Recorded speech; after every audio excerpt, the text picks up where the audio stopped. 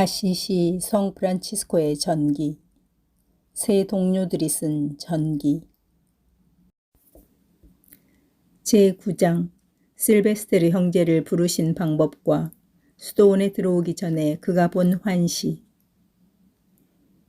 우리가 방금 이야기한 큰형 베르나르도가 자기의 모든 재산을 가난한 이들에게 나누어 줄 때 그 자리에 있던 프란치스코는 하느님께서 하시는 사업을 보고 마음으로 하느님께 영광을 드리며 높은 찬미를 드렸다. 실베스테르라고 하는 한 사제도 그곳에 있었는데 프란치스코가 성 다메아노 성당을 수리할 때 이 사제로부터 얼마가량의 돌을 산 적이 있었다. 실베스테르는 하느님의 사람의 권고 한마디에 그에게 돈이 뿌려지는 것을 목격하고서는 슬그머니 욕심이 생겨서 그에게 다가가 말했다. 프란치스코, 당신은 나에게서 가져가신 돌값을 제 값에 쳐서 주시지 않으셨습니다. 탐욕을 경멸하는 프란치스코는 이 부당한 불평을 듣고서 우리의 큰형 베르나르도에게 가서 돈이 들어있는 베르나르도의 짧은 겉옷 주머니에 손을 넣고 뜨거운 마음으로 충분한 돈을 꺼내서 불평하는 사제에게 주었다. 다시 2번 사제의 손을 돈으로 채워주며 말했다. 이만하면 충분합니까, 신부님? 충분합니까, 형제여? 그는 이렇게 돈을 받아들고 나서 기뻐하며 자기 집으로 돌아갔다.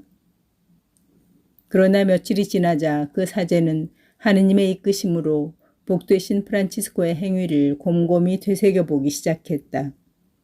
그러고는 자기 스스로에게 말했다. 내가 가련한 사람이 아닌가.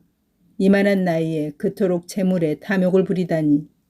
그 젊은이는 하느님의 사랑을 위해서 재물을 멸시하고 지겨워하는 터에 그날 밤 그는 꿈속에서 하늘 끝에 닿아 있는 거대한 십자가를 보았는데 그 뿌리는 프란치스코의 입에 고정되어 있었고 그 양팔은 세상의 이 끝과 저 끝에 맞닿아 펼쳐져 있었다. 그 사제는 일어나자마자 복되신 프란치스코야말로 그리스도의 참다운 벗이요 종이며 그가 시작한 수도회는 온 세상에 널리 퍼져야 함을 깨닫고 믿게 되었다. 이리하여 실베스테르는 하느님을 경외하게 되었고 자기 집에서 회개를 하였다. 그러나 얼마 안 가서 그는 이미 시작된 형제회에 들어왔고 그 안에서 훌륭히 살다가 영광되게 삶을 마쳤다. 우리가 이미 말한 대로 하느님의 사람인 프란치스코와 2 동료 형제들은 몸을 운신할 곳이 없었다. 그래서 그들은 포르치움쿨라의 성 마리아라고 하는 한 버려진 초라한 성당으로 가서 그곳에서 가끔 함께 머무르려고 작은 집을 지었다. 얼마 지나서 에지디오라고 하는 아시시 출신의 한 사람이 그들에게 와서 크나큰 공경심과 열심한 마음으로 무릎을 꿇고 하느님의 사람에게 자기를 그들의 동료로 받아줄 것을 청했다.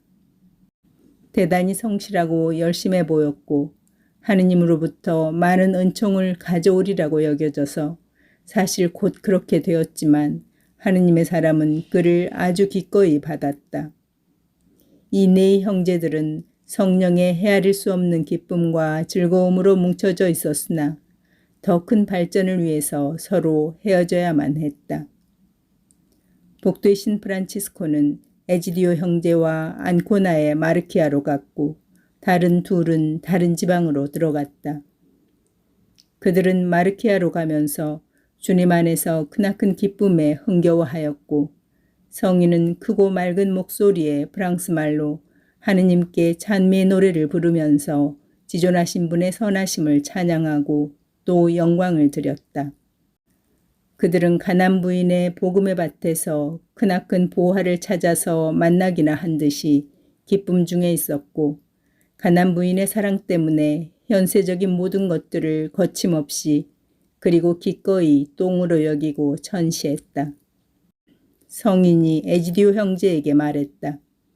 우리 형제회는 바다에 자기의 그물을 던져서 수많은 물고기를 잡다가 어린 물고기들은 바다에 도로 놔주고 큰 물고기들만을 골라서 그릇에 담는 어부와 흡사합니다. 그는 이렇게 형제회의 놀라운 팽창을 예언했다. 하느님의 사람은 백성들에게 아직도 설교를 정식으로 하지 않았지만 그럼에도 불구하고 그는 마을과 성을 지나면서 모든 사람으로 하여금 하느님을 사랑하고 경외토록 권했고 죄를 뉘우치라고 권했다.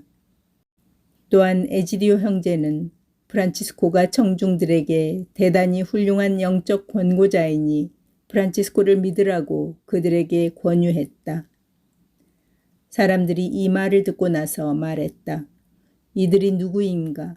왜 이들이 이런 말을 할까? 그들이 이런 질문을 던지게 된 것은 당시에 이 땅에서는 하느님에 대한 경외와 사랑이 사라져서 없었고 회개의 길을 조금도 몰랐으며 오히려 회개를 미련한 짓으로 여겼기 때문이었다. 당시의 사회가 이렇게 된 것은 온 세상의 육의 유혹과 세상의 탐욕과 생활의 교만, 이 세 가지 그물에 걸려 있어서 이 세 가지가 그토록 기승을 부렸기 때문이었다. 이 복음적인 사람들에 대한 의견들이 분분하였다. 어떤 사람은 그들을 틀림없이 바보나 술주정꾼이라고 하였고 또 어떤 사람들은 그들의 말은 바보들이 할 수 있는 말이 아니라고 우겼다. 청중들 중에 한 사람이 말했다. 이 사람들은 주님과 가장 완벽하게 하나가 되어 있다. 그렇지 않다면 그들은 틀림없이 정신 이상자들이다. 왜냐하면 그들은 자포자기한 모습이기 때문이다. 음식도 겨우 먹는 둥 마는 둥 하고 맨발로 돌아다니며 넝마옷을 입었으니 말이다. 사람들은 그들의 거룩한 회개의 모습에 두려움을 보였으나 아직은 그들을 따르려는 사람들이 없었다. 젊은 여자들은 멀리에서 다가오는 그들을 보고는 자기들도 바보나 미친 사람들이 될까 봐서 겁을 먹고 내뺐다. 그들은 그 지방을 돌고 나서 성마리아 성당으로 돌아왔다. 며칠 뒤에 아시시 사람 3명이 그들에게 왔는데 사바티노, 모리코, 카펠라의 요한이 그들이었다. 그들은 복되신 프란치스코에게 자기들을 형제로 받아줄 것을 간절히 청했다. 프란치스코는 그들을 겸허하고 인자하게 받아들였다. 그들은 마을로 동냥하러 다닐 때 먹을 것을 조금씩밖에 얻지 못하고 대신에 용만 실컷 얻어먹었다. 자신들의 재산은 팔아먹고 다른 사람들의 것은 얻어먹으러 다닌다는 비난이었던 것이다. 이래서 그들은 처절한 궁핍을 견뎌야만 했다. 그들의 부모나 친척들이 그들을 박해했고 다른 사람들도 그들을 미친 사람이나 얼간이로 비웃었다. 왜냐하면 그 당시에 아무도 이 집 저 집 돌아다니며 얻어먹기 위해서 자기 재산을 처분하는 사람은 없었기 때문이었다. 하느님의 사람이 의견을 여쭈려고 평소에 자주 찾아뵙던 아시시의 주교는 이번에도 인자하게 그를 맞으며 그에게 말씀하셨다. 제가 보기에는 여러분들이 이 세상에서 아무것도 소유하지 않으면 여러분들의 생활이 매우 어렵고 힘들 것 같습니다. 이 말에 복되신 프란치스코가 답했다.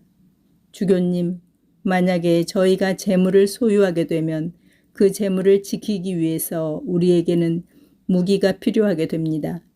왜냐하면 그렇게 되면 언젠가 싸움이 일어나는 법이고 하느님과 이웃을 사랑하는 데 말할 수 없는 방해가 되기 때문입니다. 그래서 저희는 있다가 사라지는 어떤 재물들도 이 세상에서 소유하기를 원치 않습니다. 지나가는 모든 것들을 경멸하고 그 중에서도 특히 돈을 멸시하는 하느님의 종의 이러한 대답에 주교는 무척 기뻐하였다. 프란치스코는 자기의 모든 규칙 중에서 가난에 가장 큰 역점을 두었고 형제들에게 조심해서 돈을 피하라고 역설했다. 그는 실제로 형제들에게 남겨준 최종적인 수도 규칙이 있기 전에도 실험적으로 몇 가지 수도 규칙을 만들었다. 그 중에 한 수도 규칙에서 그는 돈을 천시하라고 하였다. 모든 것을 버린 우리는 그처럼 보잘것없는 것 때문에 하늘나라를 잃지 않도록 조심합시다. 만일 돈을 발견하게 되면 우리는 그것을 발 아래 밟히는 티끌처럼 여깁시다. 제10장 복되신 프란치스코가 6 동료들에게 그들이 세상을 돌아다닐 때 만나게 될 일들을 예언하고 이에 인내하기를 권고함. 성령의 은총에 이미 충만해 있던 프란치스코는 6 형제들을 불러놓고 그들의 장래를 예언하였다. 지극히 사랑하는 형제들이여, 하느님께서는 자비롭게도 우리만을 위해서가 아니라 많은 이들의 구원을 위해서도 우리를 부르신 우리의 성소를 생각합시다. 그러니 우리는 세상에 나아가 말보다도 모범으로 모든 이들을 권면하여 그들의 죄를 뉘우치도록 해주고 하느님의 계명들을 기억하게 합시다. 그러고 나서 그는 덧붙였다. 우리가 보잘것없고 배운 것이 없다고 해서 두려워하지 말고 오히려 세상을 이기신 하느님을 신뢰하여 단순하고 확신 있게 회개를 전합시다. 왜냐하면 그분은 여러분을 통해서 그리고 여러분 안에서 성령으로 모든 이들을 권면하시어 당신께로 돌아오게 하시고 당신의 계명들을 준수케 하시기 때문입니다. 여러분들은 성실하고 온유하고 관대한 사람들을 만나면 그들은 여러분과 여러분이 하는 말을 기쁘게 받아들일 것이나 반면에 여러분들이 불성실하고 거만하고 불경한 사람들을 만나게 되면 그들은 여러분과 여러분들이 하는 말을 비난할 것입니다. 그러므로 여러분은 모든 일을 인내하면서 겸손하게 견딜 수 있도록 마음의 준비를 하십시오. 형제들이 이 말을 듣고 나서 겁을 내기 시작했다. 그러자 성인이 그들에게 말하였다. 두려워하지 마십시오.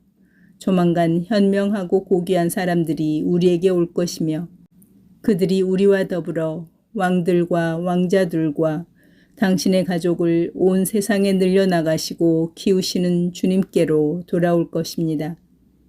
성인은 이 말을 하고 나서 그들에게 강복을 주었고 하느님의 사람들은 그의 권고들을 마음에 경건히 새기고서 떠나갔다. 그들은 성당이나 십자가를 만나면 머리를 숙여 경건히 기도를 올렸다.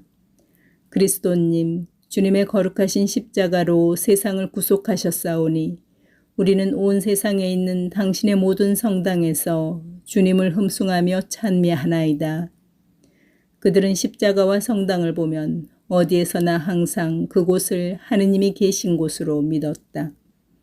그들을 만나는 사람들은 그들의 생활과 옷차림이 다른 사람들과는 너무도 판이하게 다르고 또 마치 숲속에 사는 야만인 같아 보여서 굉장히들 놀랐다. 그들은 도시나 성, 저택, 그리고 집에 들어갈 때마다 모든 이에게 평화를 전했고 모든 이를 격려하여 하늘과 땅을 만드신 창조주를 사랑하고 경외토록 하고 그분의 계명을 지키도록 하였다. 어떤 이들은 그들의 말을 반겨들었으나 어떤 이들은 구하는 반대로 그들을 비웃었다. 대부분의 사람들이 그들을 질문으로 피곤하게 만들었고 그들에게 이렇게 물었다. 도대체 어디서 온 사람들이요? 어떤 이들은 그들이 소속되어 있는 수도회를 물었다.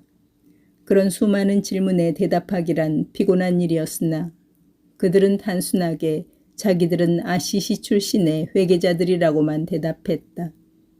실제로 그들의 공동체는 아직 수도회로 불리지를 않았던 것이다.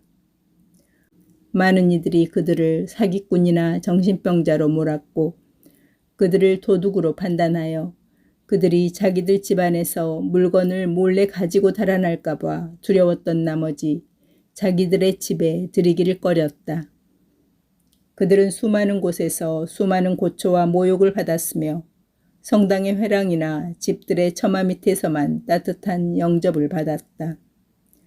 당시에 그들 중에 2 형제가 피렌체에 가서 동네를 돌며 동냥을 하였지만 그들은 처마 밑에 솥이 걸려있는 집 한 채를 보고는 서로 얼굴을 보면서 말했다.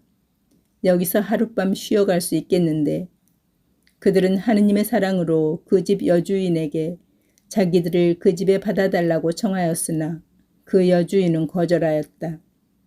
이에 그들은 겸손하게 그 밤을 솥 옆에서나마 쉬어가게 해달라고 말했다. 여자는 이것은 허락했다. 그러나 그녀의 남편이 처마 밑에 있는 그들을 보고는 부인을 불러서 물었다. 당신은 왜 불량배들에게 우리 집 처마 밑에 있도록 허락하였소? 그녀는 대답하기를 그들에게 집에 들어오는 것은 거절했으나 처마 밑에 훔쳐갈 것이라고는 땔감밖에 없어서 처마 밑에서 자는 것은 허락했노라고 했다. 그녀의 남편은 그녀에게 당부하기를 그날 밤 날씨는 몹시 추웠지만 그들에게 덮을 담요를 주지 말라고 일렀다. 그는 그들을 도둑이나 불량배로 여겼던 것이다. 그들은 가난 부인의 담요를 덮고 오직 하느님의 열로만 덮여서 손 옆에서 밤 기도 시간까지 짧은 잠을 잤다. 그러고는 밤 기도 성무일도를 듣기 위해서 가까운 성당으로 발길을 옮겼다.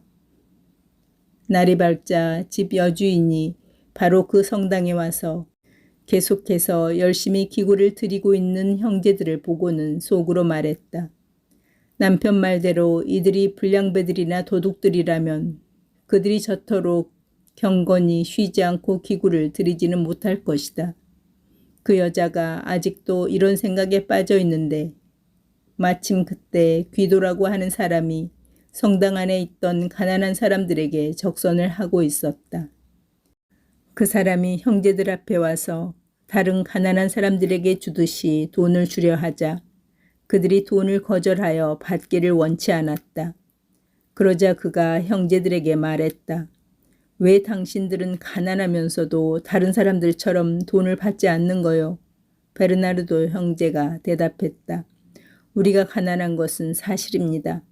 그러나 가난이 다른 이들에게는 짐스럽겠지만 우리들에게는 그렇지가 않습니다. 왜냐하면 우리는 하느님의 은총으로 그분의 뜻을 채워드리면서 가난을 자원해서 받아들였기 때문입니다.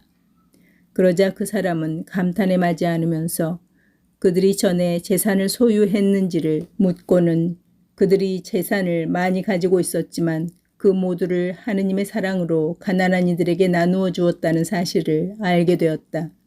그렇게 대답한 형제는 프란치스코의 첫 제자인 베르나르도 형제였다. 오늘날 우리는 이 형제를 복되신 프란치스코 다음으로 참으로 가장 거룩한 아버지로 여기고 있다. 왜냐하면 그는 평화와 회개의 사신인 프란치스코를 받아들이면서 하느님의 거룩한 사람을 최초로 따랐으며 복음적 완덕에 따라 가진 것을 다 팔아서 그것을 가난한 이들에게 나누어 주었고 그리고 가장 거룩한 가난 안에서 끝날까지 그것을 견지했기 때문이다. 그 부인은 형제들이 돈을 거절하는 것을 보고는 그들에게 다가가서 형제들이 좋기만 하다면 자기로서는 형제들을 기꺼이 자기 집의 손님으로 맞이하고 싶노라고 했다. 그들이 겸손하게 답했다. 하느님께서 당신의 좋은 뜻을 갚아주실 것입니다. 귀도라는 사람은 형제들이 머무를 곳이 없음을 알고는 그들을 자기 집으로 데리고 가서 말했다. 이곳이 주님께서 여러분들을 위해서 마련하신 거처입니다. 원하시는 만큼 머물다가 가십시오. 그들은 하느님께 감사를 드리면서 그의 집에서 얼마간을 머물며 그들의 말과 모범으로 그로 하여금 주님을 경외하도록 감화시켰다.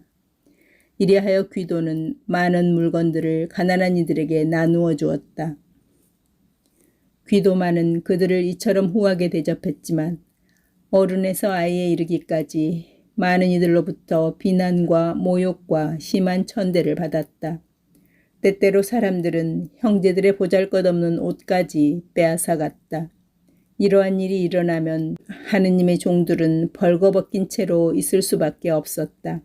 왜냐하면 형제들은 복음의 권고에 따라서 옷을 한 벌만 입었기 때문이며 그럼에도 자신들에게서 빼앗아간 옷들을 되돌려달라고 하지도 않았다.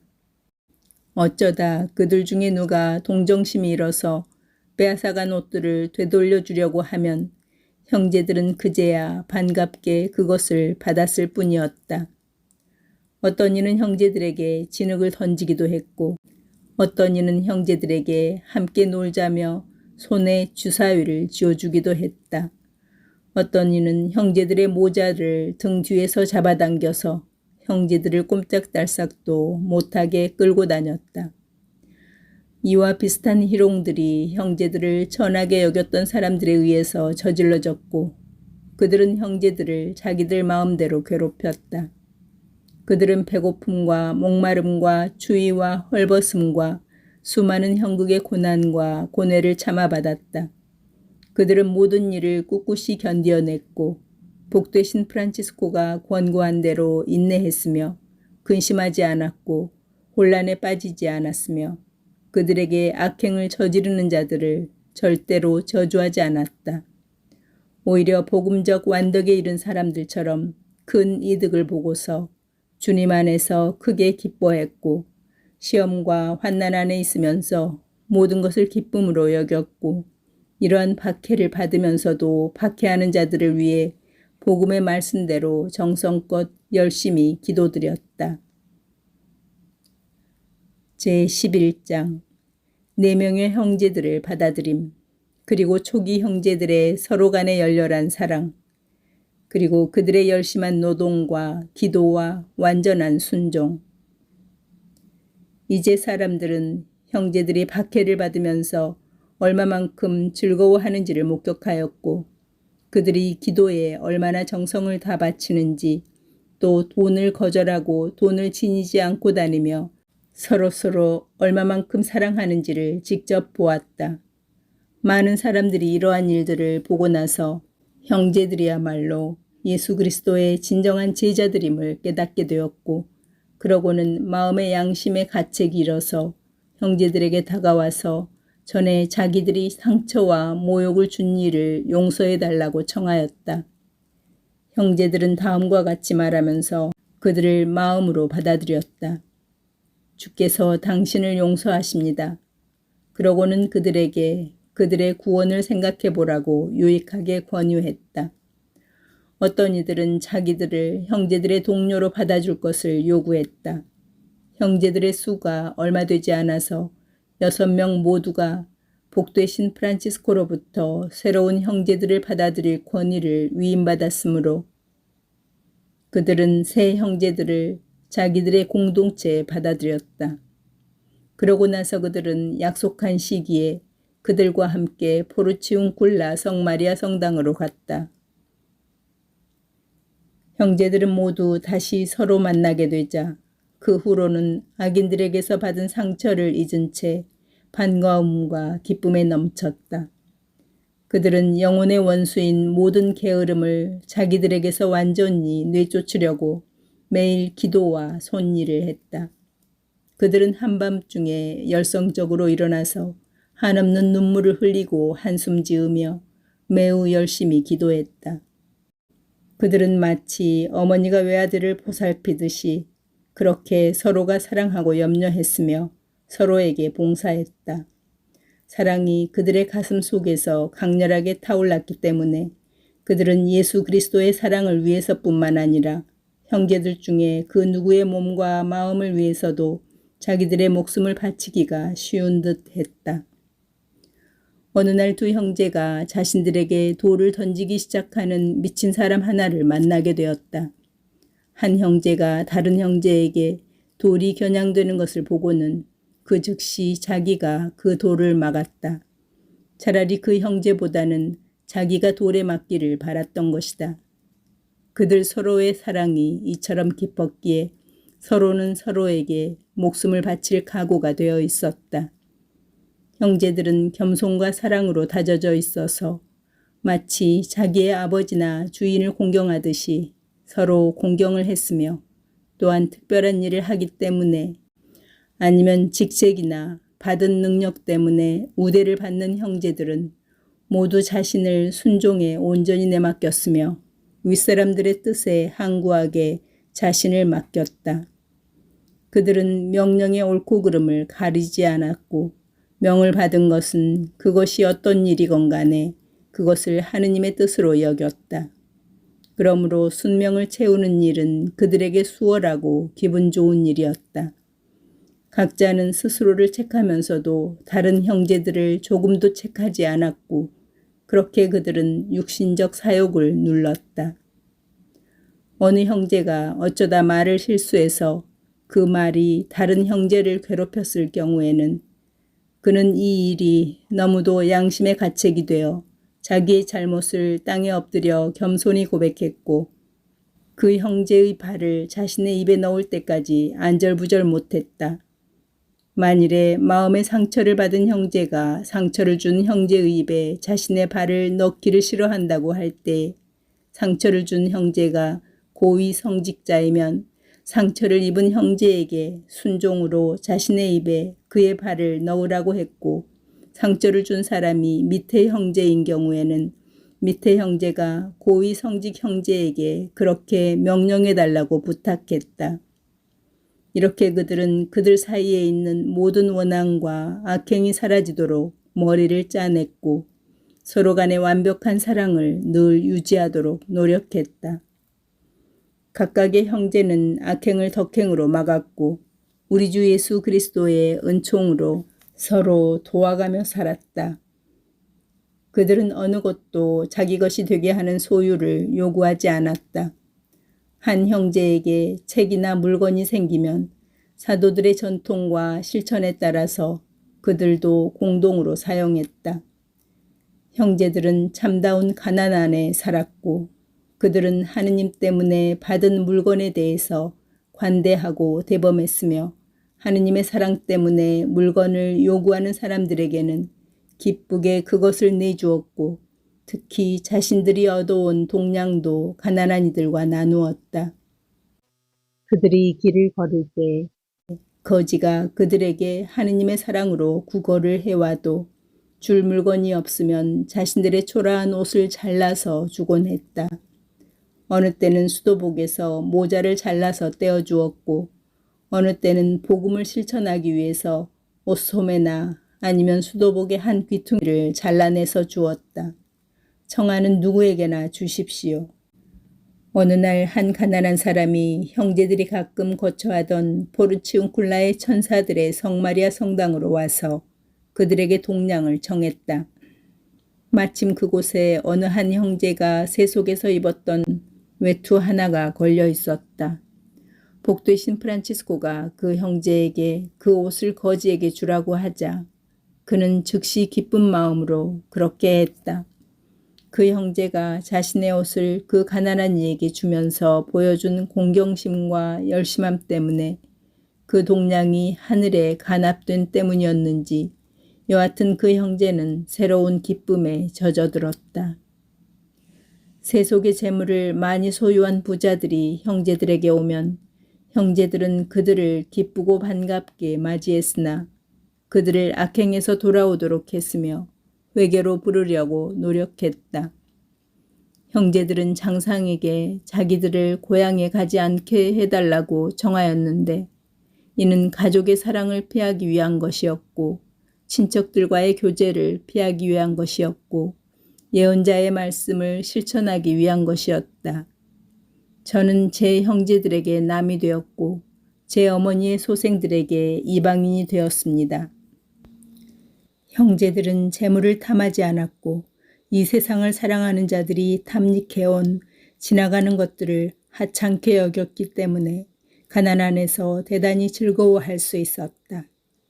특히 그들은 돈을 마치 티끌인 양 발로 짓밟아 버렸다. 그리고 그들은 성인의 가르침대로 금조각을 당나귀의 똥만큼의 무게와 가치밖에 없는 것으로 여겼다.